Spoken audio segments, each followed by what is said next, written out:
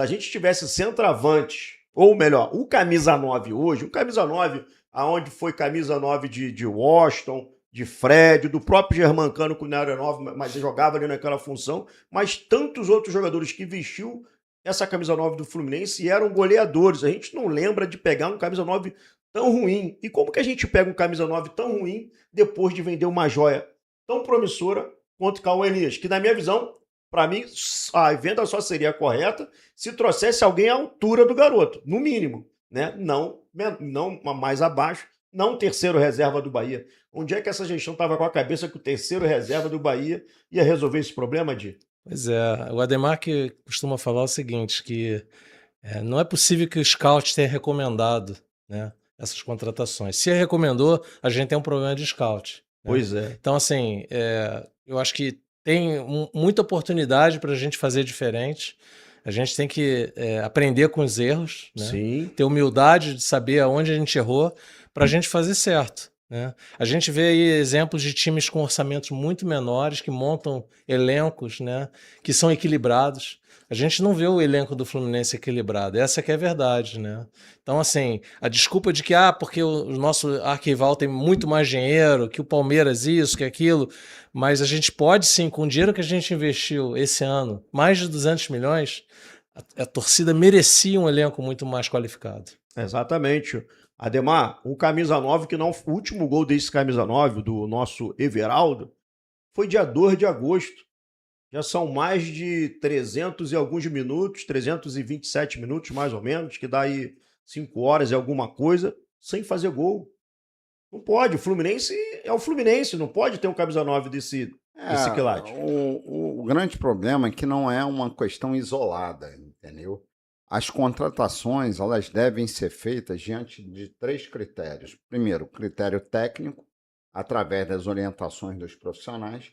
Segundo, o critério possibilidade do clube, porque às vezes o clube pode querer um atleta e mas está fora do orçamento. Mas está fora do orçamento e não deve fazer loucuras, porque as loucuras depois vão redundar em problemas mais graves, e a gente tem visto isso.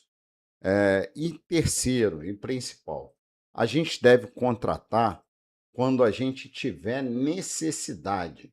Quando nós não tivermos necessidade, quando nós tivermos jogador de xerém qualificado para a área, nós não devemos contratar.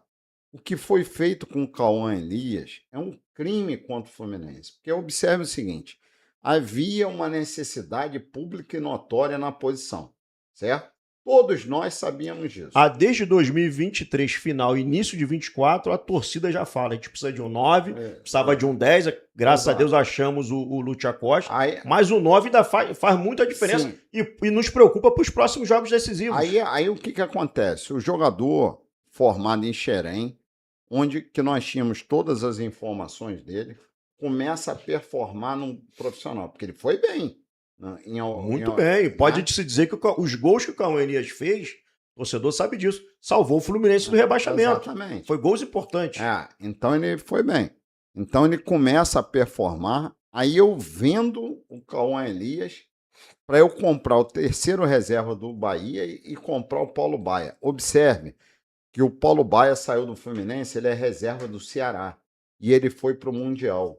O Soteldo foi contratado às vésperas do Mundial, ao preço que foi. O contrato todo do Soteldo, a gente vai gastar aí em torno de 100 milhões.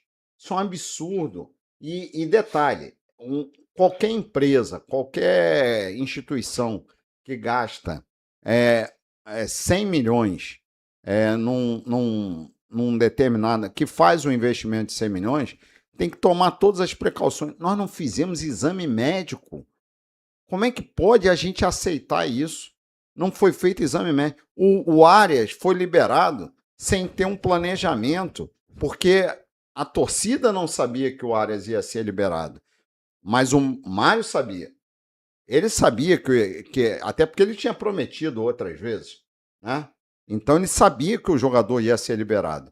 Então, tinha que ter feito um planejamento para a substituição e não foi feito. Por fim, as renovações. Esse negócio de renovação automática. Essa renovação do Guga por 4 anos. Você vê o seguinte, se o Guga hoje, o valor de mercado dele já é, o mercado para ele já é um negócio complicado, você imagina daqui a 4 anos. Se o mercado hoje para ele é estreito, né? Porque soltaram, se eu não me engano, antes da renovação, e tinha alguns clubes interessados no Google. Nada oficial, foi que a gente leu notícias por aí. E se eu não me engano, o CRB talvez foi um deles. Ou seja, se a porta para o Google, o Pablo, é estreita hoje, imagine de fato daqui a 2, 3 anos. Mas a 2, preocupação. 3, não, 4 anos. Perdão, 4 4 anos, anos. é verdade. Já deve ter uns 3 anos e 8 meses de contrato ainda pela frente. Mas a preocupação nossa, o Pablo, fica para os próximos jogos. O Fluminense precisa, na próxima quinta-feira, decidir uma vaga na Libertadores e daqui a pouco a gente vai enfrentar o Vasco na semifinal de uma Copa do Brasil. Mas a gente não tem um centroavante. Como o nosso Ademar falou, é difícil entender você vender um jogador promissor e trazer um terceiro reserva do Bahia. E a gente pega o nosso atual camisa 9, não faz gol desde 2 de agosto, Pablo. Como eu falei, cara, é um jogador que sabíamos, acho que, cara, não vou dizer 100% de certeza que poderíamos queimar a língua, né? Mas a grande possibilidade de não dar certo era muito evidente, né? E que eu falo, também vai do treinador ali ter falado não. Não lembro na época se era o Renato ou o Mano, ainda que era contratou o Everaldo, não tô lembrando agora. Mas, cara, também vai do jogador de Zubeldia. Cara, pera aí. Se o Kennedy não tá resolvendo, se o Cano não tá machucado e se o Everaldo é porcaria que é, irmão, vou tirar os 3, vou jogar sem centroavante. Bota um cara mais no meio, bota 2 atacantes. Cara, vai também do treinador assumir essa responsabilidade. Cara, eu tô botando o Everaldo, não tá dando. Cara, então tira o cara, bro. Se não tá dando com ele lá, tira o cara. Tá entendendo? A gente sabe que não vai performar. Você acha que o Everaldo vai jogar as últimas 6 partidas do ano aí? Se Deus quiser, será 9, né? Cara, vai dar o máximo dele, vai fazer deslanchar de gol? Não vai, gente, não vai. Pode, eu espero muito mais do Kennedy, por mais que esteja embaixo também. Mas eu espero muito mais do Kennedy, ou de um garoto que vier da base puxado essa altura do campeonato, do que o próprio Everaldo. Infelizmente o Everaldo já não convence mais ninguém, entendeu? Então a gente tem que, para mim, descartá-lo de cara, porque as chances que ele perdeu contra o Palmeiras poderia ser outro jogador ali no lugar dele, matando o jogo, né? Fazendo gol, arrematando pra rede, e não foi. A gente perde mais uma oportunidade de somar pontos, perde mais uma oportunidade escalando um jogador que a gente sabe que não vai dar certo. O problema é que não é nem que ele não perde gol, não, ele isola a bola, cara. Não vai nem pro gol a bola. A cabeçada, o cara cabeceia de olho fechado. Pô, chutar, o cara chuta pra onde o nariz aponta. É muito difícil. E esperança zero. Nunca. Não é que eu torci pra dar errado, eu torço pra dar certo. Mas a gente sabe que ali, gente, acabou, não tem mais esperança de gol. Daquele mato ali não sai nunca nenhum cachorro. Pois é, Pablo, e quando você fala que a torcida teve que torcer, nós torcedores torcemos como o Everaldo chegou, né? Porque assim, você faz uma contratação desse nível e joga pro torcedor. Não, vocês têm que torcer a favor. Vocês não podem ser pessimista, não pode torcer contra. Não. O Não. torcedor ele torce. Quem tem que ser competente dentro de campo é o jogador que é pago para isso. E se você contrata jogador que não tem o nível da camisa ou para suportar o peso da camisa 9 do Fluminense, a responsabilidade é de quem o trouxe. Então, Fita. assim, boa parte do início, quando chegou o Everaldo, o Pablo, isso foi contestado, né, por alguns youtubers ou até mesmo torcedores, entre torcedores falando sobre isso, que o torcedor estava torcendo contra. Até mesmo a gente viu aí a parte da diretoria falando isso. A gente está vendo o torcedor torcendo contra. Não, não é torcer contra. É como você falou. Qual é a chance, qual era a chance do Everaldo dar certo no Fluminense? Mínima. Mínima. O Everaldo não deu certo em lugar nenhum.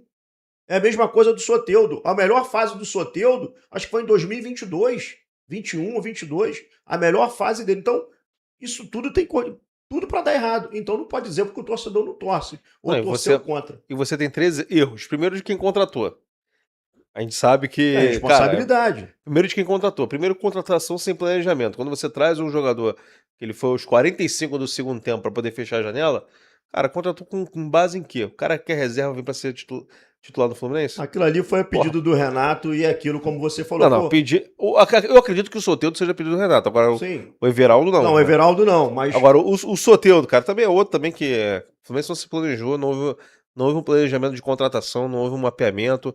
É que eu falo, pegou o seu dinheiro e ó, jogou-se a colha no mercado, né? Como o nosso querido Adi falou aqui, foi mais de 200 milhões investido em contratações, todos nós sabemos disso, e não conseguiu trazer um camisa 9 à altura do Fluminense. Essa partida que o Everaldo fez contra o Palmeiras, de fato, foi a pior das piores, porque o Everaldo não tem boa partida. É a pior das piores. Muito ruim. Ah, mas Fita, ele compõe taticamente. É pouco para que um camisa 9 tem que fazer com a camisa do Fluminense. Primeiro que o camisa 9 faz gol e depois ele ajuda taticamente. Como o Pablo falou, eu concordo. Se nem JK, o Cano provavelmente só no que vem, e o Everaldo, que não era pata nem no Fluminense, não estão jogando bem, tira esse centroavante, coloca, arruma uma solução dentro do elenco. Bota mais um meio ofensivo, dá mais liberdade pro Acosta, mas alguma coisa precisa ser feita. E eu tenho visto já hoje, durante o dia nas redes sociais, a galera já tá falando, a torcida tá pedindo Everaldo não contra o Vasco. É por aí, Ademar? Ou vai ter que acreditar no Everaldo? Não, veja, se ele entrar, a gente vai torcer, né? Pois é. A gente torce. Vamos torcer, mas vamos correr riscos, né? Mas eu costumo dizer o seguinte: eu não torço para jogador, eu torço para o Fluminense. Eu tenho. A minha paixão é pelo Fluminense, então por isso é que eu separo as coisas. Se ele entrar, se o técnico escalar, eu vou estar torcendo por ele. Agora, sem dúvida nenhuma, é uma contratação. Porque o que mais me irrita não é nem a contratação dele. Porque contratação pode dar certo ou pode dar errado, né? Sempre você tem uma possibilidade aí. Agora, você tem um mínimo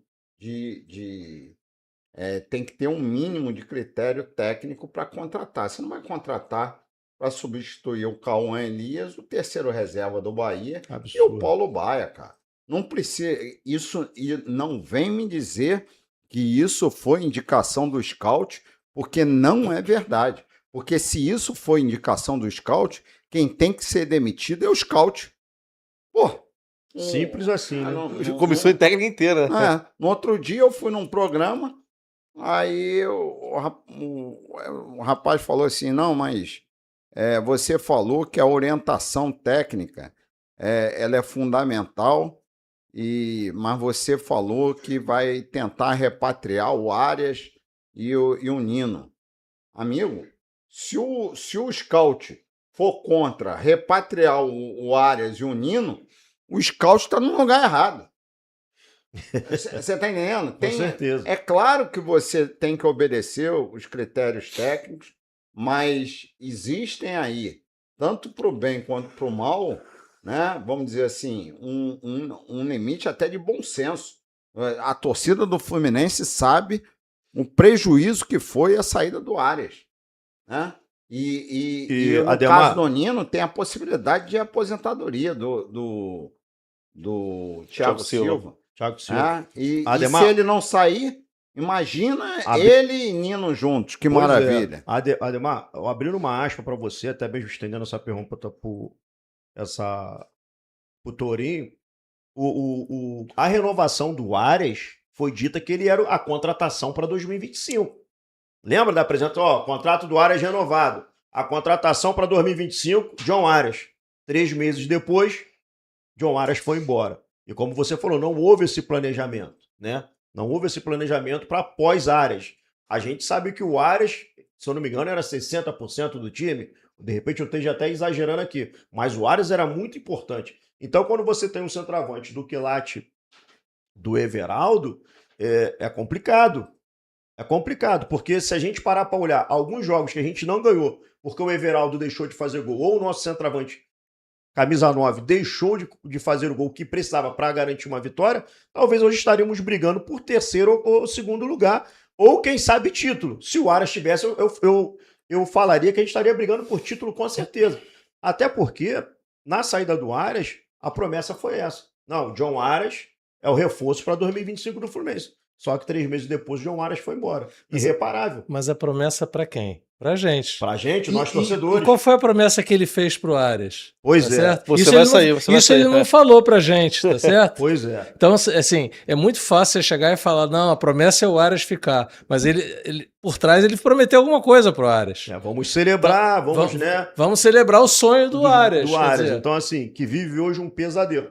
A torcida quer a volta do Nino? É claro que a torcida quer a volta do Nino. A torcida quer uma possível volta do Arias? É claro que a torcida quer uma possível volta do Arias. São 2 ídolos, mas como você pontuou, Thiago Silva é uma incógnita para 2026. Talvez seja o último contrato dele. A última entrevista que ele deu, ele fala, meu último contrato. E ele gostaria de encerrar a carreira, palavras dele, em alto nível. Não correndo atrás de atacante, foi como ele falou. Então, assim, só que o nível do Thiago Silva é muito bom. E o Thiago Silva merecia um zagueiro melhor, né, Sim, o sim. Ademar? Hoje ele passa mal com o Freitas, né? Ele é ídolo e é craque.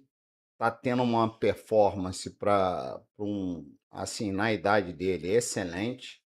E eu acho que, assim, cairia, não precisa nem falar que seria maravilhoso ter ele e o Nino, né? Mas isso eu tô falando, veja, eu tenho que ter muito cuidado com isso, porque eu não prometo nada que eu não possa cumprir. O que a gente está prometendo é envidar todos os esforços para repatriá-los, né? As condições disso, obviamente, que a gente vai ter que entrar no clube, Entrar no circuito para poder saber o que de fato... e negociar, procurar negociar. O que eu estou dizendo é só o seguinte, nós vamos disputar Libertadores para vencer Libertadores. Nós vamos disputar brasileiro para vencer brasileiro. Agora, para isso, tem todo um trabalho, né, estrutural que nós precisaremos modificar. Sobretudo na área de gestão financeira do clube. Olhando direto para o Thiago Silva, se você ganha a eleição no próximo sábado, você tem alguma estratégia, hoje alguma proposta para caso o Thiago Silva adie a aposentadoria dele, ou estenda pelo menos até o final do ano? Já pensou alguma coisa sobre isso ou eu estou querendo antecipar muita coisa? Não, porque é o seguinte, volto a dizer, a mesma resposta. Nós precisamos entrar, ver as condições reais do clube, conversar com os atletas, né, e verificar com os profissionais quais são os atletas que irão permanecer, né, quais são os atletas que têm contrato em vigor. Alguns deles nós vamos precisar renegociar, tem algumas situações que foram realizadas, no nosso entender, equivocadamente, mas tudo isso feito com serenidade, sem desvalorizar, inclusive, os nossos ativos, porque querendo ou não querendo, o jogador é um ativo do clube. Então a gente tem que ter muita responsabilidade nisso. Se gostou desse conteúdo, comenta, se inscreva e curte e vem com a gente para mais conteúdos do nosso Flusão.